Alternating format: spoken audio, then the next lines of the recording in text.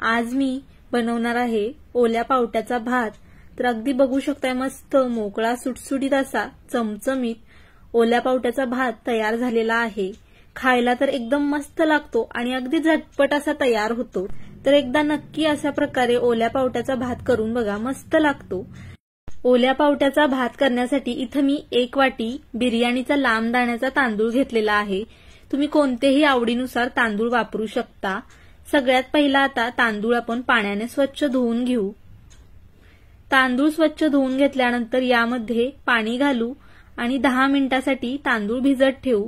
तोपर्यंत आपण भातासाठी लागणारी फोडणी तयार करून घेऊ। तर हा भात मी कुकरमध्ये बनवणार आहे। त्यासाठी 1 पळी तेल घेतलेला आहे।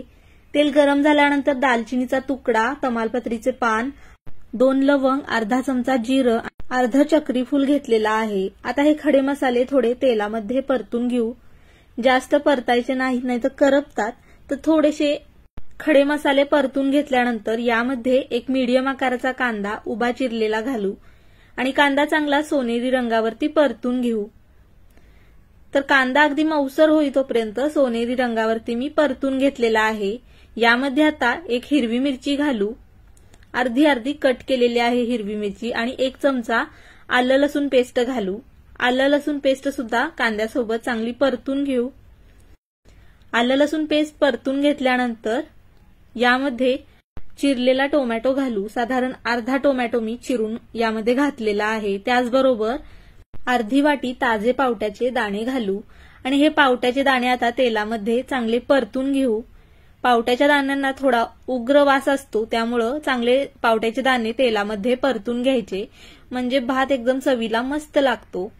तर साधारण 1 मिनिटभर तेलामध्ये हे पावट्याचे दाणे मी परतून घेतलेले आहेत। आता यामध्ये पाव चमचा हळद, पाव चमचा लाल तिखट, अर्धा चमचा गरम मसाला, अर्धा चमचा धना पावडर आणि चवीनुसार मीठ घालू आणि हे मसाले आता तेलामध्ये चांगले परतून घेऊ। मसाले तेलामध्ये परतून घेतल्यानंतर यामध्ये आता भिजवलेला तांदूळ घालायचा आहे। तांदळामधलं पाणी मी पूर्ण निथळून काढलेलं आहे।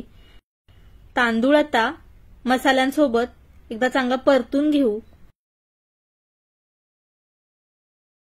तांदूळ मसाल्यासोबत परतून घेतल्यानंतर यामध्ये आता गरम पाणी घालू। तर 1 वाटी तांदूळ घेतलेले होते, त्यामुळे 2 वाटी मी गरम पाणी घातलेलं आहे। मिक्स करून घेऊ आता पाणी घातल्यानंतर।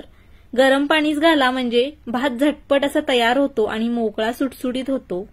तांदळामध्ये पाणी घातल्यानंतर आता उकळी आलेली आहे। मीडियम गॅस करून कुकरचं झाकण लावू आणि मीडियम गॅसवरती कुकरच्या फक्त 2 शिट्ट्या करून घेऊ। कुकरच्या 2 शिट्ट्या झाल्यानंतर गॅस मी बंद केलेला आहे आणि कुकर पूर्ण थंड करून घेतलेला आहे। आणि तुम्ही बघू शकताय मस्त चमचमीत असा ओल्या पावट्यांचा किंवा ताज्या पावट्याचा भात तयार झालेला आहे। बारीक चिरलेली कोथिंबीर घालू आणि मिक्स करून घेऊ। हा गरमागरम ताज्या पावट्याचा भात तुम्ही असा सुद्धा खाऊ शकता, मस्त लागतो, किंवा डाळीच्या आमटी सोबत, वरणासोबत खायला 1 नंबर असा लागतो।